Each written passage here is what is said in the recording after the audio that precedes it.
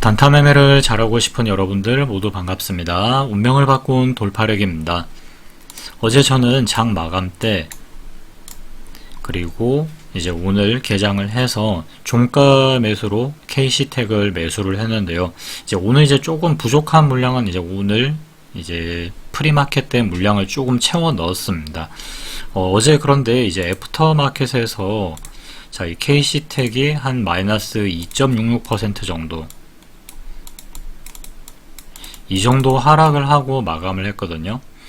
그러다 보니까 이제 이런 상황이 찾아오면은 이게 내가 좀 틀린 게 아닐까라는 생각이 들기 마련인데요. 제가 믿었던 거는 이 KC텍이라는 종목을 믿은 게 아니라 이제 어제 우리 주식시장이 보여준 선택을 믿었기 때문에 좀 더 저는 이제 불안하지만 그래도 참고 좀 버틸 수 있었습니다라고 말씀을 드릴 수 있을 것 같은데요. 이제 어제 삼성전자에서 자, 이 400조 원 규모의 반도체 팹 건설 계획을 발표를 했습니다. 그래서 저는 이제 이 뉴스를 보면서 제 나름대로 한 가지 질문을 한번 던져 봤는데요. 그게 바로 뭐였냐면, 자, 그렇다면은 저런 이슈도 있는데, 자, 시장은 가장 먼저 뭘 샀을까? 자, 이런 질문을 한번 좀 던져봤습니다. 그 시장 반응이 어제는 조금 달랐는데요. 그러니까 어제를 기준으로 좀 이야기를 드리자면은 이제 주성 엔지니어링도 지금 보시는 대로 이렇게 10% 넘게 급등을 하고 있는 자 그런 상황이었고, 그리고 뭐 PSK 그 다음에 KC텍 자 이런 종목들이 상당히 좀 탄력적으로 움직였습니다.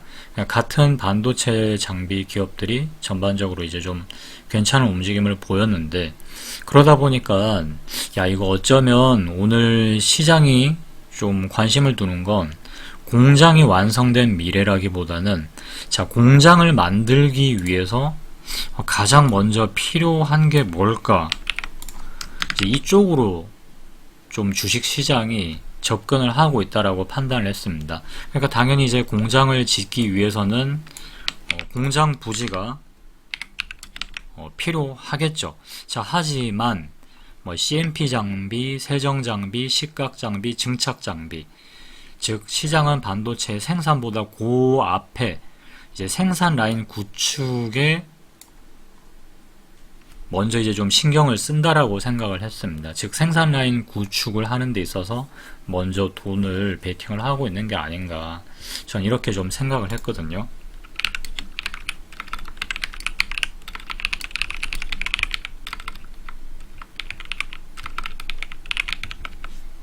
그래서 이제 저는 이제 정규장 무렵에 그래서 이제 KC텍이라는 이 종목을 종가 매수로 진입을 한 거고요. 자, 그런데 이제 뭐 애프터마켓에서 주가가 밀려서 불안할 수도 있었겠지만, 제가 확인하고 싶었던 거는 뭐 그날 당일의 어떤 하루의 짧은 등락이 아니라 이제 그 다음날, 종배라는 게 당일 단타가 아니잖아요. 그래서 저는 종배를 하고 나서 이제 그 다음날도 이제 시장이 오늘과 같은 반응을 보여주는가, 이게 이제 중요한 거겠죠. 오늘 강했으니까 내일도 좀 더 강하기를 기대를 하고 들어가는 게 이제 주도주 종가 베팅 중에 하나인데, 그리고 이제 막상 오늘 정규장이 드디어 열렸습니다. 근데 이제 장이 시작이 딱 되니까 제 예상과는 다르게 이 금호건설이 그냥 자 이렇게 수직으로 상승을 하면서 엄청 급등을 했죠. 상한가로 들어가 버렸고, 그리고 GS건설 자 이 종목도 보시면은 장 초반에 굉장히 급하게 슈팅이 나오는 모습을 볼 수 있습니다. 그 다음에 또 이것도 모자라서 장 초반에는 가온전선 이제 프리마켓에서도 상당히 강했다가 정규장 개장하니까 이 프리마켓의 고점을 아예 뛰어넘으면서 추가적인 이런 또 슈팅이 나왔고요. 그리고 나서 또 이 대원전선도 보시면은 굉장히 강한 흐름을 보여줬는데요. 그러다 보니까 이제 저는 어떻게 생각을 했냐면은 이거 시장의 관심이 건설과 전력 인프라, 이제 전력망이죠. 이쪽으로 좀 더 강하게 가고 있는 게 아닌가, 이제 이런 느낌을 받게 된 거죠. 그러면서 이제 마음이 슬슬 흔들리기 시작을 하는데요. 여기에 또 이유가 하나가 더 있었습니다. 자, 여기 지금 보시면은 이 KC텍이라는 종목이 이제 주가는 비싸도 이 호가가 상당히 얇습니다. 그러다 보니까 뭐 애프터마켓에서는 약하게 끝났고,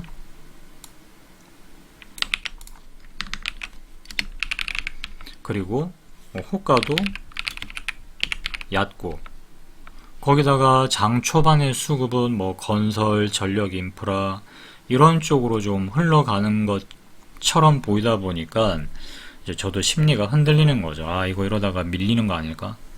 아, 이거 내가 지금 좀 욕심부리나? 이거 그냥 본전에 팔았어야 됐나?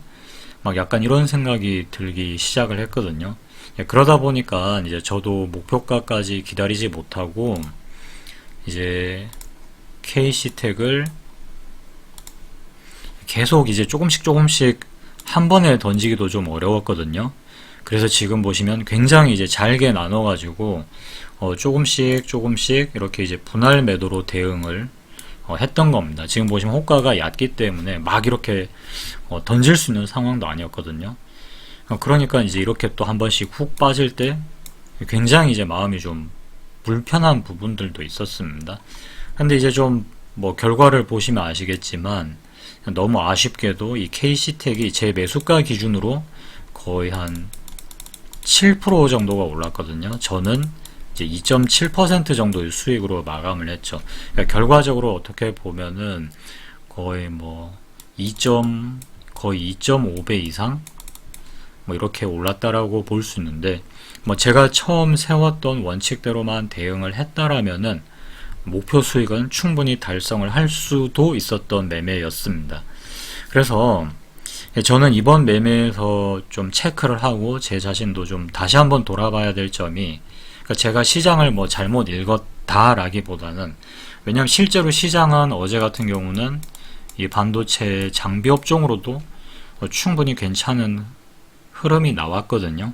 그 흐름 덕분에 어떻게 보면은 이 KC텍도 충분히 목표가를 넘어서는 그런 흐름이 나왔다라고 생각을 합니다. 건설주라든가 전력망 뭐 이런 쪽으로도 오늘 충분히 이제 시장의 관심이 확산된 것도 물론 사실이지만, 이제 그것과 수급이 뭐 건설주, 전력망 뭐 이런 쪽으로 확산이 된 것도 사실이지만, 이제 제가 세운 청산 원칙은 뭐 전혀 다른 문제라고 볼 수 있겠죠. 왜냐하면 제가 시장의 변화를 너무 이제 지나치게 의식을 하다 보니까 오히려 제 원칙을 지키는 것보다는 이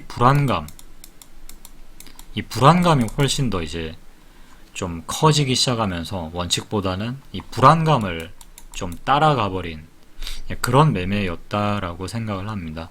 그래서 이번 매매를 하면서 제가 다시 한번 느낀 점이 뭐냐면, 이 뉴스, 이제 이 이슈 부분들 있잖아요.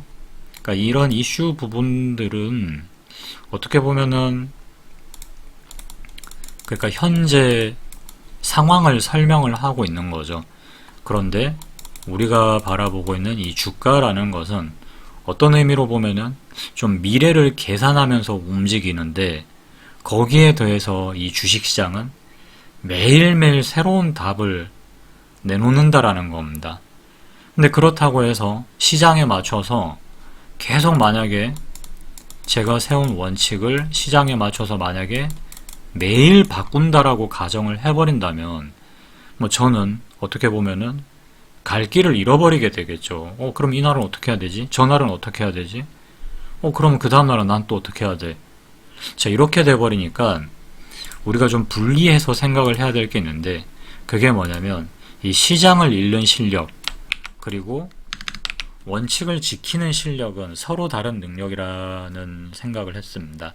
그래서 이번 매매는 제가 뭐 시장을 읽는 것까지는 그러니까 그날의 시장을 읽은 것까지는 맞았지만, 제 심리가 제 원칙을 끝까지 지키지는 못했다라는 거.